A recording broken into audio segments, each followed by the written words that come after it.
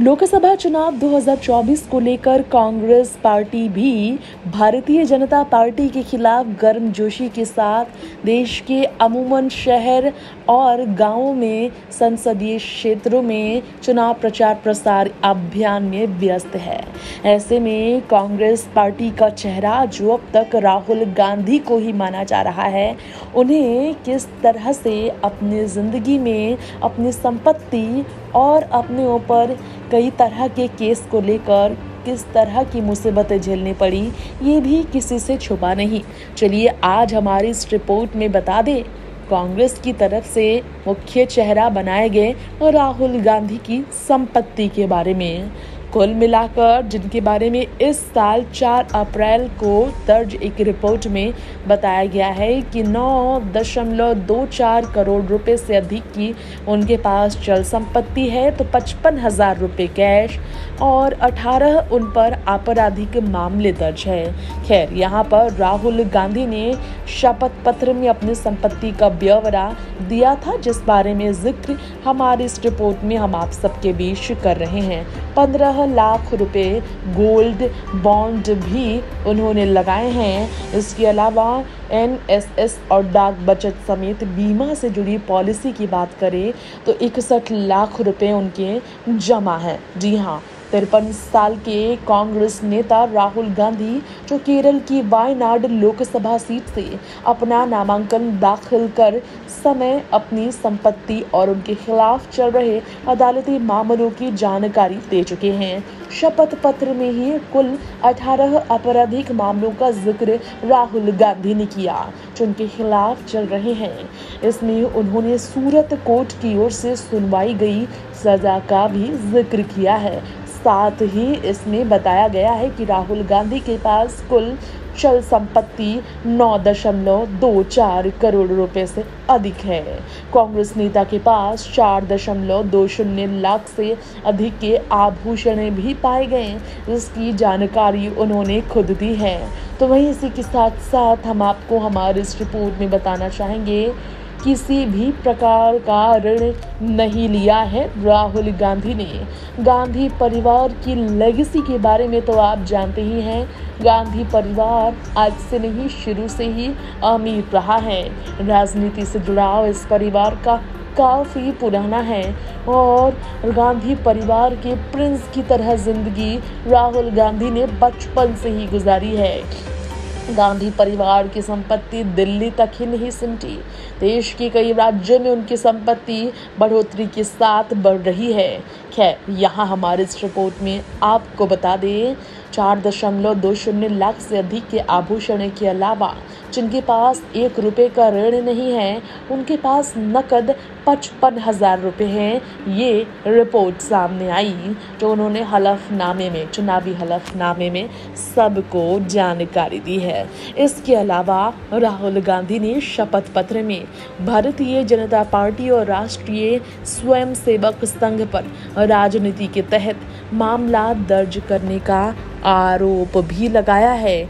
तो वहीं आप सबको हमारी इस रिपोर्ट में ये भी बताना चाहेंगे, गुजरात में मानहानि के मामले में मिली सजा के बारे में उन्होंने शपथ पत्र पर डिटेल में जानकारी दी। 18 आपराधिक मामले जिस राहुल गांधी पर दर्ज हैं, उन्होंने अपने शपथ पत्र में चुनावी हलफनामे में ये भी जानकारी दी कि पिछले साल 1.02 करोड़ रुपए की उनकी आय हुई है। जी हाँ, उनकी आय 1.2 करोड़ रुपए की पिछले साल हुई है।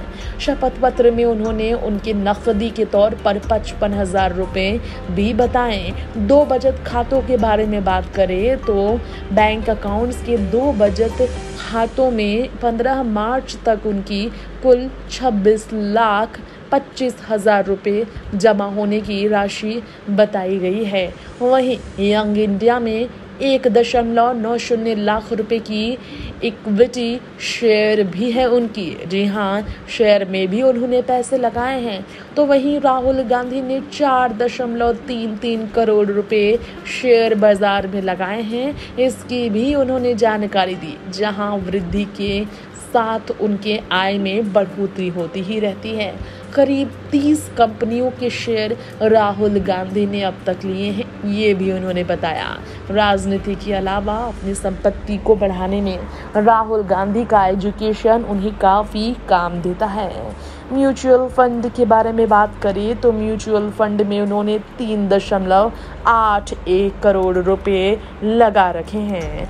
इसके अलावा आप सबको बता दिए गोल्ड बॉन्ड में उन्होंने बड़े स्तर की संपत्ति का निवेश किया है। जी हाँ, अपने संपत्ति का ब्यौरा देते हुए राहुल गांधी ने बताया कि उन्होंने 15 लाख रुपए गोल्ड बॉन्ड में लगाए हैं। NSS और डाक बचत समेत बीमा से जुड़ी पॉलिसी में भी उन्होंने इसके अलावा 61 लाख रुपए जमा अब तक कर लिए हैं, जिनके आगे ना पीछे कोई, यानी कि राहुल गांधी की ना तो अब तक शादी हुई, ना ही कोई संतान है और उन पर ना किसी तरह की जिम्मेदारियां, फिर भी संपत्तियां है अथाह।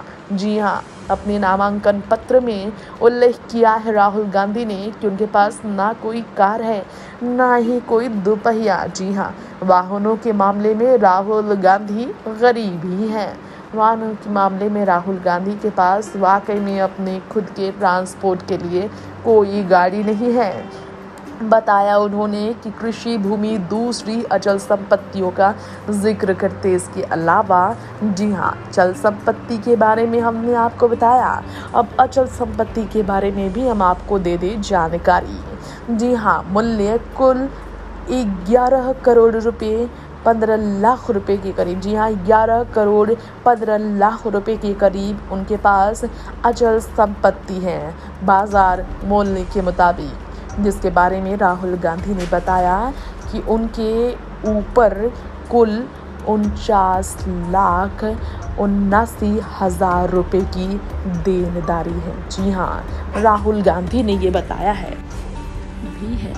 इसके अलावा तो वहीं इसी के साथ साथ राहुल गांधी ने अपने शपथ पत्र में अपनी शैक्षणिक योग्यता का भी जिक्र किया है। जी हाँ, राहुल गांधी ने बताया इसमें उन्होंने CBSE से AISSC परीक्षा 1989 में पास की थी। उन्होंने बैचलर ऑफ आर्ट्स की डिग्री फ्लोरिडा के रोलिंग कॉलेज से 1994 में हासिल की है। राहुल गांधी के पास माने अगर उनके चुनावी हलफनामे के मुताबिक शपथ पत्र में उन्होंने बताया है कि MPhil की डिग्री भी है। डेवलपमेंट स्टडीज में ये डिग्री उन्होंने हासिल की है। ये डिग्री उन्होंने कैम्ब्रिज यूनिवर्सिटी के ट्रिनिटी कॉलेज से 1995 में ही हासिल की थी। जी हाँ, आज अगर देखा जाए तो राहुल गांधी की पढ़ाई को पूरा हुए 20 साल 25 साल से भी ज़्यादा समय हो चुका है और राहुल गांधी इस वक्त एक अच्छे पढ़े लिखे कांग्रेस के नेता हैं जो BJP के सबसे ज़्यादा निशाने पर रहते हैं। नेक्स्ट 9 लाइव से तृप्ति की रिपोर्ट।